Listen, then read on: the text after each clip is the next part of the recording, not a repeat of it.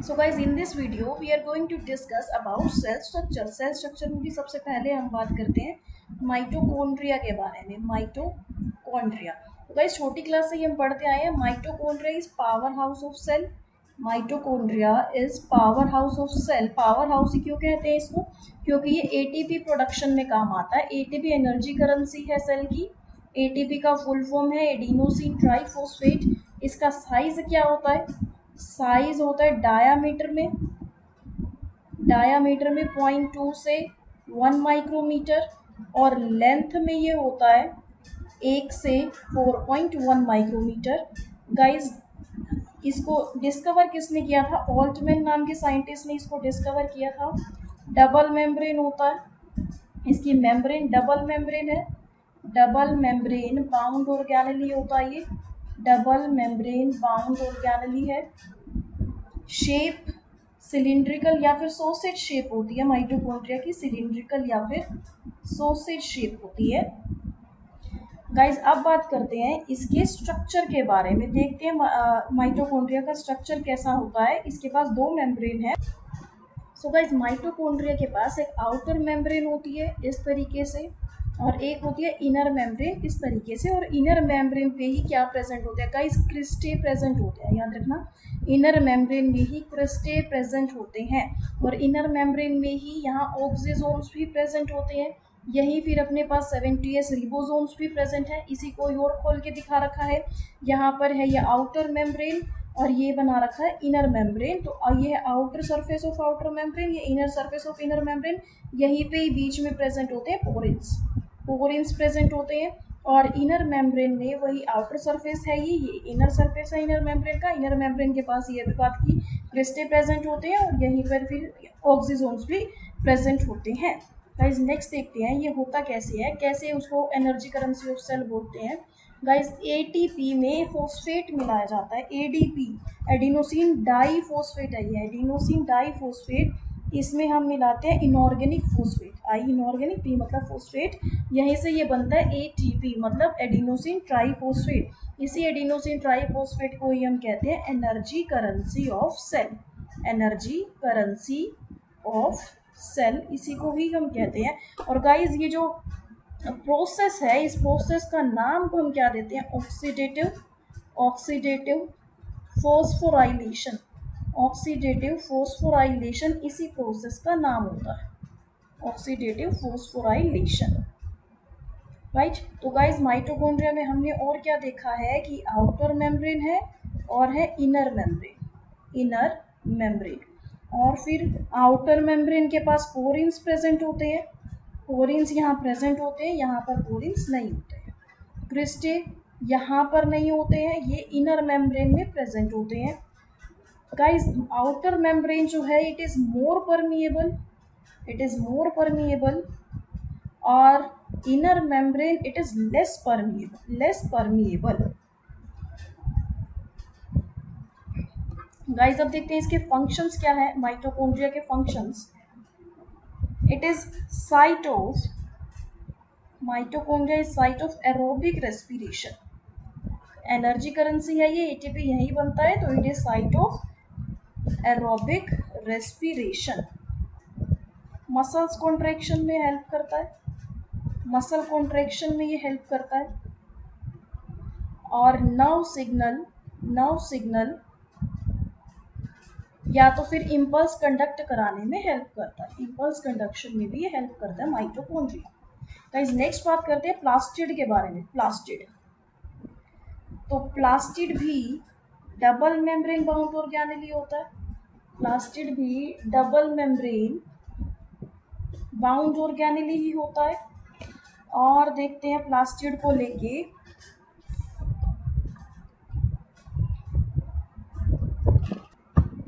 सिर्फ plant cell का ही ये पार्ट होता है.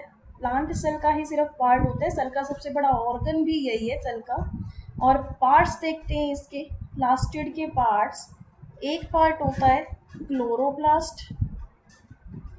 एक क्लोरोप्लास्ट कहाँ मिलता है? प्लांट्स की. गाइस, ये प्लांट सेल का ही पार्ट है ना. प्लास्टिड प्लांट सेल का ही पार्ट होता है, तो ये प्लांट्स की लीफ या स्टेम में मिलता है, लीफ और स्टेम में मिलता है ये प्लास्टिड। और ये क्लोरोप्लास्ट फिर कहाँ काम आता है, फूड फॉर्मेशन में काम आता है, फूड के बनने में काम आता है प्लास्टिड। फिर एक नेक्स्ट है ल्यूकोप्लास्ट, ल्यूकोप्लास्ट।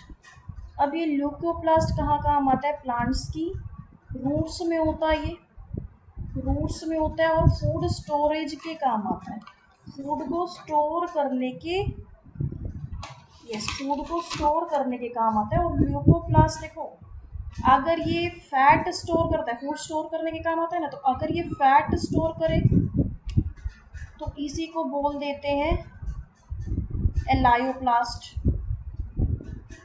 अगर ये स्टार्च स्टोर करे तो इसी को ही हम बोलते हैं एमाइलोप्लास्ट। अगर ये प्रोटीन स्टोर करे तो इसी को ही हम बोलते हैं एल्यूरोप्लास्ट, राइट। तो ये है अपने पास प्लास्टिड को लेके। नेक्स्ट इसका पार्ट है क्रोमोप्लास्ट, क्रोमोप्लास्ट। क्रोमोप्लास्ट कलर देने के काम आता है, कलर प्रोवाइड करता है। फॉर एग्जाम्पल कैरेटिन, गाजर का जो कलर होता है वो इसी वजह से होता है, कैरेट का। बीटानिन, चुकंदर का कलर इसी बीटानिन के पिगमेंट की वजह से होता है। लाइकोपीन है, मतलब टोमेटो का कलर इसी की वजह से होता है। फिर है जेंथोफिन, जेंथोफिन मीन्स हल्दी का कलर जो है वो इसी पिगमेंट की वजह से होता है। गाइस नेक्स्ट देखते हैं रिबोसोम्स के बारे में। रिबोसोम्स, रिबोसोम्स ये नॉन मेम्ब्रेनस होते हैं, कोई मेम्ब्रेन नहीं होती है, these are non membranous. Smallest organelle होते हैं, स्मॉलेस्ट ऑर्गेनेली।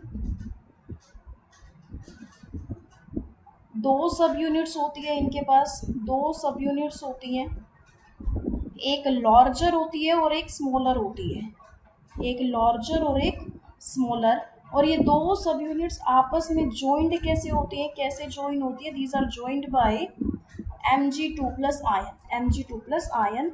और इन्हीं को ही फिर हम पैलेड पार्टिकल्स भी कहते हैं, पैलेड पार्टिकल्स भी कहते हैं। कहाँ कहाँ रिबोसोम्स प्रेजेंट होते हैं, एंडोप्लाज्मिक रेटिकुलम पे, मेनली रफ एंडोप्लाज्मिक रेटिकुलम पे प्रेजेंट होते हैं ये।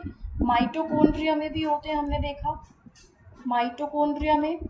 और क्लोरोप्लास्ट में, क्लोरोप्लास्ट में भी रिबोसोम्स प्रेजेंट होते हैं। गाइस दो टाइप्स के रिबोसोम्स हैं, दो टाइप्स के रिबोसोम्स हैं, एक है 70S रिबोसोम, 70S रिबोसोम, और एक है 80S रिबोसोम।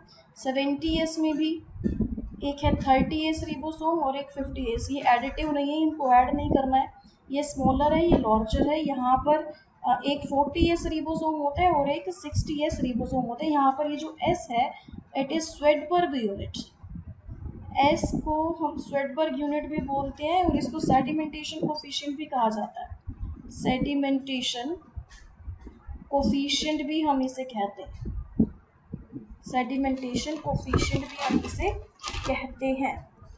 गाइस नेक्स्ट देखते हैं रिबोसोम्स, प्रोटीन की फैक्ट्री भी, रिबोसोम्स को हम प्रोटीन की फैक्ट्री भी कहते हैं, मेनली प्रोटीन सिंथेसिस में भी काम आता है ये, प्रोटीन फैक्ट्री भी कहते हैं इसको। और कौन से साइंटिस्ट ने डिस्कवर किया था, इसको पैलेड नाम के साइंटिस्ट ने डिस्कवर किया था। एंडोप्लाज्मिक रेटिकुलम एक नेटवर्क है गाइस, ये नेटवर्क है। यहाँ आउटर मेम्ब्रेन ऑफ न्यूक्लियस पे यहीं पे ही ट्यूब्यूल्स भी प्रेजेंट है इसके साथ, और वेसिकल्स भी प्रेजेंट है। और ये जो स्पेस है इसको हम ल्यूमन कहते हैं। और यहीं पे ही सिस्टर्ने भी प्रेजेंट होते हैं और रिबोसोम्स भी यहाँ पर प्रेजेंट होते हैं। अगर रिबोसोम्स प्रेजेंट है, अगर एंडोप्लाज्मिक रेटिकुलम पे रिबोसोम्स प्रेजेंट होते हैं तो इसको हम रफ एंडोप्लाज्मिक रेटिकुलम कहते हैं, रफ एंडोप्लाज्मिक रेटिकुलम कहते हैं।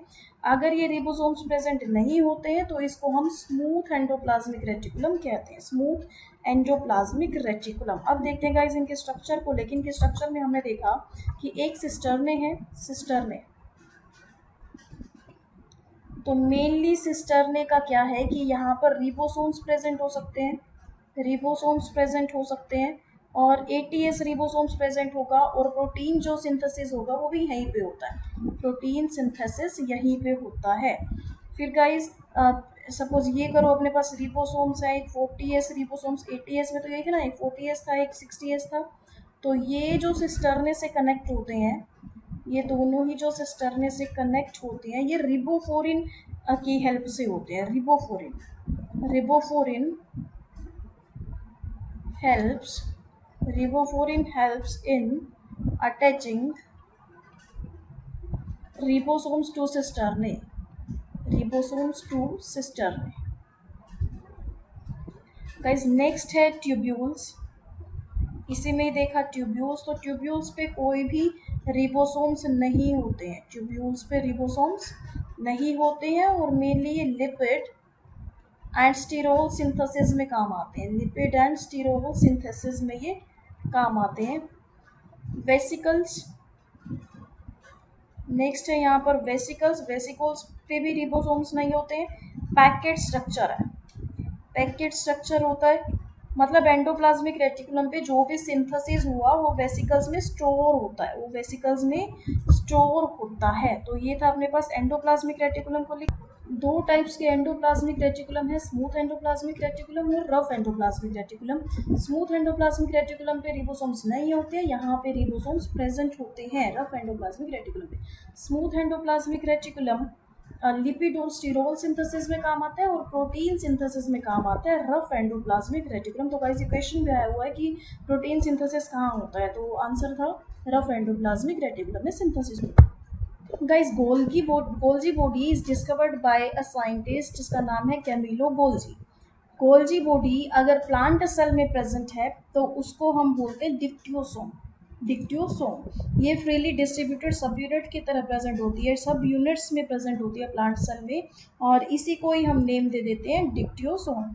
और गोल्जी बॉडी यूकैरियोटिक सेल्स में होती है, प्रोकैरियोटिक सेल्स में एब्सेंट होती है। एक्सेप्शन है यूकैरियोटिक सेल्स में कहाँ कहाँ नहीं होती है ये, तो सीवट्यूज, मेमेलियन, आरबीसी, स्पर्म, ब्रायोफाइटा, ट्राइटेरिडोफाइटा में नहीं होती है और हर जगह यूकैरियोटिक सेल्स में गोल्जी बॉडी प्रेजेंट होती है।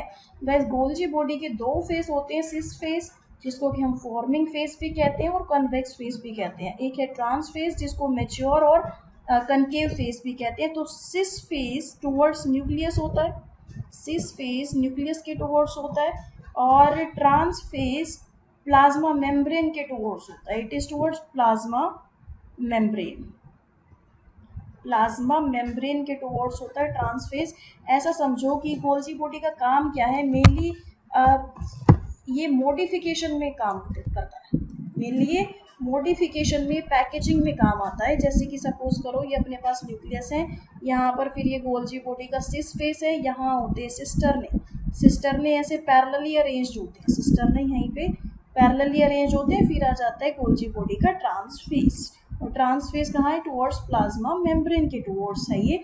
तो गाइस सपोज करो न्यूक्लियस में कुछ भी हमने बना लिया, प्रोटीन, लिपिड्स वगैरह कुछ भी बना लिया, तो फिर ये वैक्यूल की फॉर्म में, वैक्यूल की फॉर्म में फिर आगे जाएगा कहाँ पे, गोल्जी बॉडी में जाएगा और यहाँ पे फिर मॉडिफिकेशन होता जाएगा, मॉडिफिकेशन होएगा और मॉडिफिकेशन होने के बाद फिर ये सिस फेस से मॉडिफिकेशन, सिस फेस से जाएगा और गोल्जी बॉडी में फिर मॉडिफिकेशन होगा, फिर सिस्टरने से होता हुआ जाता जाता मैच्योर होता जाएगा, ये वैक्यूल मैच्योर होता जाएगा और फिर बाद में पिंच ऑफ होकर के टूट जाएगा, राइट। तो ये है अपने पास गोल्जी बॉडी का काम।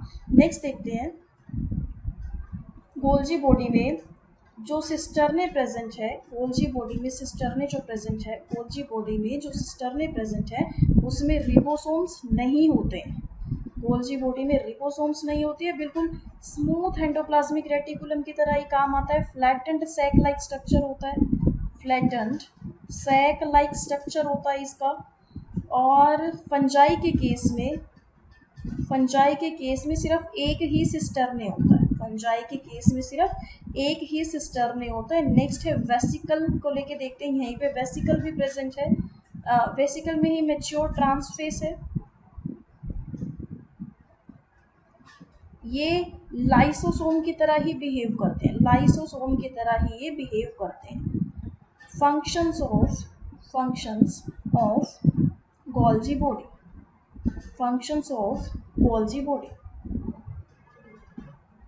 तो इनका फंक्शन क्या है, ये लिपिड, प्रोटीन्स वगैरह इन सब की प्रोसेसिंग करते हैं, फिर पैकेजिंग करते हैं, पैकेजिंग ट्रांसपोर्ट करने का काम इन्हीं का होता है, मेनली गोल्जी बॉडी का होता है। तो गाइस सिंपली यूँ बोल सकते हैं कि सेल में O2 हो गया, प्रोटीन हो गया, मिनरल हो गया, इनका आना जाना ये सब गोल्जी बॉडी से ही होता है। और तभी गोल्जी बॉडी को हम पोस्ट ऑफिस या तो फिर पोस्टमैन ऑफ सेल भी कहते हैं, पोस्टमैन ऑफ सेल भी कहते हैं। ये फर्टिलाइजेशन के प्रोसेस में भी फैसिलिटेट करता है, फर्टिलाइजेशन के प्रोसेस में भी फैसिलिटेट करता है। और जो सपोज लिपिड आगे गया इस स्पेस से होता हुआ, तो लिपिड की मॉडिफिकेशन कैसे होती है, मॉडिफिकेशन ऑफ लिपिड, इसमें क्या होता है कि लिपिड कार्बोहाइड्रेट के साथ मिल करके, लिपिड कार्बोहाइड्रेट के साथ मिल करके ग्लाइकोलिपिड बना लेगा, ग्लाइकोलिपिड बना लेगा। इसी को ही हम बोलते हैं ग्लाइकोसिडिएशन, इसी को ही हम बोलते हैं ग्लाइकोसिडिएशन। सिमिलरली अगर हम मॉडिफिकेशन देखिए प्रोटीन की, तो प्रोटीन कैसे मॉडिफाई होता है गोल्जी बॉडी में जाके, ये वही कार्बोहाइड्रेट के साथ मिलके ग्लाइकोप्रोटीन बना लेते हैं, ग्लाइकोप्रोटीन बना लेते हैं, और इसी को ही हम नाम देते हैं ग्लाइकोसिलेशन, ग्लाइकोसिलेशन, ग्लाइकोसिलेशन। तो गाइस ये है अपना गोल्जी बॉडी को लेके। नेक्स्ट बात करते हैं हम लाइसोसोम्स, लाइसोसोम्स, लाइसोसोम्स, लाइसोसोम्स को हम सुसाइडल बैग्स भी कहते हैं, सुसाइडल बैग्स भी इनको बोला जाता है, लाइसोसोम्स को सुसाइडल बैग भी बोला जाता है। स्फेरिकल स्ट्रक्चर होता है, स्फेरिकल स्ट्रक्चर है इनका, bounded by single membrane, single membrane. Hydrolytic enzymes होते हैं, they are rich in hydrolytic enzymes. और इनमें एंजाइम्स होते हैं तो फिर वो किस लिए होते हैं, for digestion of lipids, carbohydrates, proteins, nucleic acids, इन सब के लिए इनके पास एंजाइम्स प्रेजेंट होते हैं। सपोज करो एक है लिपेज, तो ये लिपेज क्या करता है, लिपिड के डाइजेशन में हेल्प करता है, लिपेज एंजाइम लिपिड के डाइजेशन में हेल्प करता है। सिमिलरली कार्बोहाइड्रेट एंजाइम है, ऐसे ही अपने पास न्यूक्लियस है, न्यूक्लियस न्यूक्लिक एसिड, और प्रोटीज एंजाइम है, प्रोटीन्स के डाइजेस्ट करने में हेल्प करेगा। लाइसोजाइम है, बैक्टीरिया डाइजेस्ट करने में हेल्प करेगा, लाइसोजाइम्स। तो इस तरीके से लाइसोजाइम के पास एंजाइम्स होते हैं, और लाइसोसोम्स को ही हम सुसाइडल बैग ऑफ सेल्स भी बोलते हैं, क्योंकि हाइड्रोलिटिक एंजाइम्स जो है, हाइड्रोलिटिक एंजाइम पूरी सेल को ख़त्म कर देता है, और लाइसोसोम सेल के अंदर खुद को ब्लास्ट कर देता है। तो इसीलिए लाइसोसोम्स को हम क्या बोलते हैं, सुसाइडल बैग ऑफ सेल भी कहते हैं। और पहले भी हमने बात कर रखी है कि लाइसोसोम्स जो है वो आरबीसीज में, रेड ब्लड कॉर्पोसेल्स में ही एब्सेंट होते हैं, इनमें नहीं होते, रेड आरबीसीज में ये प्रेजेंट नहीं होते हैं लाइसोसोम्स। गाइस नेक्स्ट बात करते हैं न्यूक्लियस को लेके, न्यूक्लियस। गाइस न्यूक्लियस को हम ब्रेन ऑफ सेल भी कहते हैं, क्योंकि सारी फंक्शंस यहीं से कंट्रोल होते हैं, तो न्यूक्लियस को हम ब्रेन ऑफ सेल भी कहते हैं, ब्रेन ऑफ सेल। और न्यूक्लियस की मेम्ब्रेन कैसी होती है, ये भी डबल मेम्ब्रेन होता है, डबल मेम्ब्रेन बाउंड ऑर्गेनेली है, डबल मेम्ब्रेन बाउंड ऑर्गेनेली होता है ये भी। इसकी डिस्कवर किसने किया था, रॉबर्ट ब्राउन ने ही इसको डिस्कवर किया था। सेल के सभी ऑर्गन्स को कंट्रोल यही करता है, इसलिए हम इसको फिर कंट्रोलर ऑफ सेल भी कह देते हैं, कंट्रोलर ऑफ सेल्स भी कह देते हैं। और न्यूक्लियस में ही फिर क्रोमोसोम्स, डीएनए, आरएनए होता है, एक लिक्विड यहीं प्रेजेंट होता है जिसको कि हम न्यूक्लियोप्लाज्म भी कहते हैं, न्यूक्लियोप्लाज्म। फिर देखते हैं यहीं पे ही है न्यूक्लियर एनवलप, न्यूक्लियर एनवलप, इसका आउटर पार्ट रफ होता है, रिबोसोम्स यहाँ पे प्रेजेंट होते हैं, रिबोसोम्स यहाँ पे प्रेजेंट होते हैं। इनर पार्ट इसका स्मूथ होता है और रिबोसोम्स यहाँ पर नहीं होते हैं, एब्सेंट होते हैं। फिर है न्यूक्लियोप्लाज्म।